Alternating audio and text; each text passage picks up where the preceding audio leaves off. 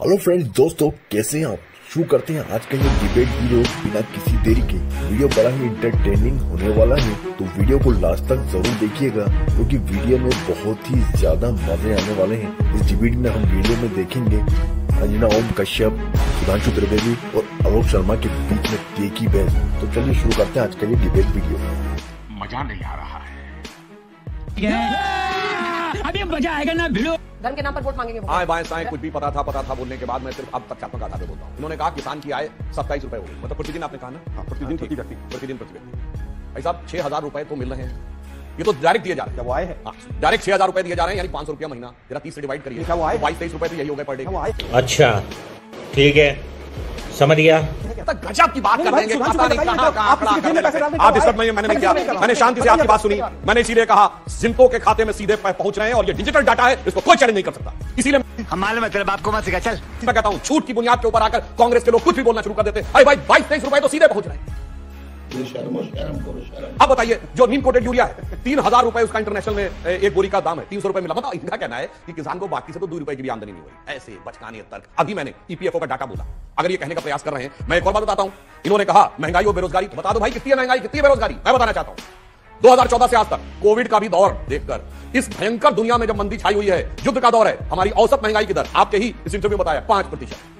ये झूठ है, झूठ है, झूठ है। इनके जमाने में सब कुछ बढ़िया था। और मैं दर्शकों से कहता हूं 2004 का चिदंबरम का पहला वो जो फाइनेंस मिनिस्टर के रूप में फोर द हाउस पे दिया बयान देखिए, उन्होंने कहा balance of payment is robust, economy is in sound position. और 2014 का अरुण जेटली जी का देख लीजिए क्या स्थिति थी। उसके बाद 8.2% महंगाई दर 10 साल के औसत, हमारी 5%। इसीलिए मैं भाई साहब कुछ ज्यादा नहीं हो गया, मतलब कुछ भी कहता हूं आए बाएं साएं कुछ भी आकर बोलना शुरू कर देना। अब कांग्रेस के लोग जो भी उनको देते होंगे हंगर इंडेक्स, क्या बात करते हैं हम हंगर इंडेक्स पे पाकिस्तान से पीछे हैं, अफगानिस्तान के बराबर है, जहां पे लोगों ने टीवी में देखा गोलियां चल रही, दंगे चल रहे हैं, लोग मार काट कर रहे हैं, अनाज के लिए भूखों मर रहे हैं कि जिन देशों में नौबत है हम उनसे नीचे। पहली तो वो किसी निचली मानसिकता के वो लोग हैं जो ऐसी हंगर इंडेक्स बनाते हैं, उनसे ज्यादा निचली मानसिकता के वो हैं जो आके यहां पे कहते हैं एक तरफ बेटा लगता है तुमको खा के ही मानो। क्या करें 80 करोड़ को खाना देता और दूसरी तरफ हंगर इंडेक्स में नीचे।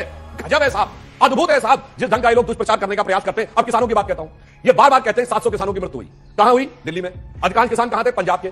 दर्शकों को पता है किसी व्यक्ति की मृत्यु होती है डेथ सर्टिफिकेट इशू होता है, death certificate cause of death लिखा होता है, दिखाइए ना 700 डेथ सर्टिफिकेट। दोनों में से हमारे और वो राज्य सरकार इशू करती है कि इनका कोई लेना देना नहीं। दिल्ली सरकार और पंजाब सरकार दिखाए, पंजाब में दबाव की दिया तो आपकी गठबंधन की है, आके कुछ भी बोलना शुरू कर देना। इसीलिए मैंने कहा है कोई बात नहीं, हम तो चूतिए हैं। अब जब कुछ नहीं रह गया है तो झूठ के पुलिंदे बनाकर, जो गोबल्स ने कहा था ना, जो हिटलर का प्रोपेगेंडा सेक्रेटरी था, और वैसे ही अब झूठ झूठ झूठ झूठ विदाउट सोर्सेस कोट करना और उसके बाद हल्ला मचाने का प्रयास करना। 7.8% की ग्रोथ रेट है जो आईएमएफ कहता है ना, वही जहां डॉक्टर मनमोहन सिंह काम किए, ये भी झूठ है। इसलिए मैं कहना चाहता हूं कांग्रेस के सामने ये समस्या है, सच की बुनियाद पे बात करिए, अब झूठ पे जनता बैठने वाली नहीं। इसीलिए मैं करोड़ों दरखों से कहता हूं, मेरी बात पे विश्वास करिए ना, इनकी बात पे। जो मैंने डाटा कहे, जो मैंने सोर्सेस कहे, जाके कोट कर लीजिए, और जो इन्होंने कहा है विदाउट सोर्स कहा है, जाके उसका कंपैरिजन कर लीजिए। दूध का दूध, पानी का पानी। झूठ का मैं नहीं मानता। मस्त जोक मारा ये हंस रहा हलकट। झूठ बोलो, बार बार झूठ बोलो। प्रोपेगेंडा कर रहे हैं मोदी के हेट्रेड में, उनके खिलाफ नफरत की वजह से। नफरत के बाजार में मोहब्बत की दुकान खोलने की बात करते हैं राहुल गांधी। वो कह रहे हैं कि दरअसल आप नफरत फैला रहे हैं तेरा तो गेम बचाना पड़े के खिलाफ। क्योंकि मोदी जी के तमाम भाषण किस तरह के रहे हैं। मोदी जी तो ये कहते थे कि 2014 से पहले जो इस देश में जन्म लेता है उसको शर्म आती है कि उसने हिंदुस्तान के अंदर जन्म क्यों ले लिया। हम तो तुम्हें शर्म है? कुछ शर्म आया है?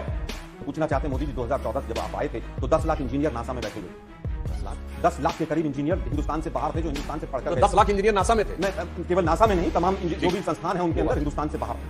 हम तो केवल ये पूछ रहे हैं, पाकिस्तान के 2 टुकड़े आपके आने से पहले हो गए थे। 2014 में 3 साल के खाद्यान्न भंडार आपको भर के दिए, 16 लाख की आर्मी आपको दी। इस देश के मजदूर से लेकर हर सरकार ने बहुत काम किया, लेकिन दुर्भाग्य है कि आपको लगता है कि इस देश में पहले कुछ नहीं था और केवल आपके आने के बाद सब कुछ हुआ है। ये बड़ी अच्छी बात कही आप। शाबाश बेटा, मैंने जितने आंकड़े दिए हैं, एक एक आंकड़ा या तो सरकारी उससे है या प्रतिष्ठित न्यूज पत्रिका का आंकड़ा। यही नहीं, अभी और सुनिए। 2013 के बाद से आज तक के एनसीआरबी के आंकड़े में 38% अगर महिलाओं पर अत्याचार बढ़ा है तो मेरे आंकड़े नहीं हैं। अगर 700 किसानों की डेथ हुई है, आप डिनाई करते हैं, तो किसान भाई सुने कि आपकी जो जिस तरह से आपकी मृत्यु हुई, आत्महत्या हुई और तमाम चीजें हुई यहां पर बॉर्डर पर, उसको भाजपा मानने को भी तैयार नहीं। और यही कारण था कि जब इस बड़े लेवल पर हत्याएं हुई और तमाम चीजें हुई तो आप लोगों ने उस 3 काले कानूनों को वापस ले लिया। और आज जो 3 आप लोगों ने वायदे किए थे, उनमें से एक भी पूरा नहीं हुआ कि हम केसेस वापस लेंगे, बिजली के बिल माफ होंगे और एमएसपी की गारंटी देंगे। एक्स कमेटी की एक मीटिंग तक नहीं दी। किसानों के साथ आपने ये छलावा किया। तुम चुल्लू भर पानी में जाके डूब के आ जाओ। और ऊपर से आप कहते हैं कि हमने 6,000 रुपए उनको सालाना दे दिए, लेकिन जीएसटी लगाकर और पेट्रोल डीजल के दाम बढ़ाकर आपने इंसेक्टिसाइड, पेस्टिसाइड और बीज के दाम बढ़ाकर कितना बोझ किसान के ऊपर डाला, ये नहीं पता है आपको। आप बताइए ना कौन सा आंकड़ा है, मैं आपको चैलेंज करता हूं। 3 आंकड़े बताइए, चाहे वो महंगाई का हो, चाहे महिला अत्याचार का हो और चाहे भ्रष्टाचार का हो। तीनों पे चैलेंज करता हूं। बहुत ही महंगाई की मार, बहुत हुआ भ्रष्टाचार। बताइए महंगाई दर कितनी है? मैं फिर कहूंगा, आप बताइए देश की जनता अक्टूबर में 4.87% मैंने बता दिया। मैं फिर बताता हूं बेस ईयर को चेंज करके आप तमाम आंकड़ों की बाजीगरी करते हैं। आज सर्दी के मौसम में पालक और मटर और गाजर की सब्जियों के दाम क्या है? आप मुझे 4 आइटम बता दीजिए कि हमने ये सस्ते कर दिए।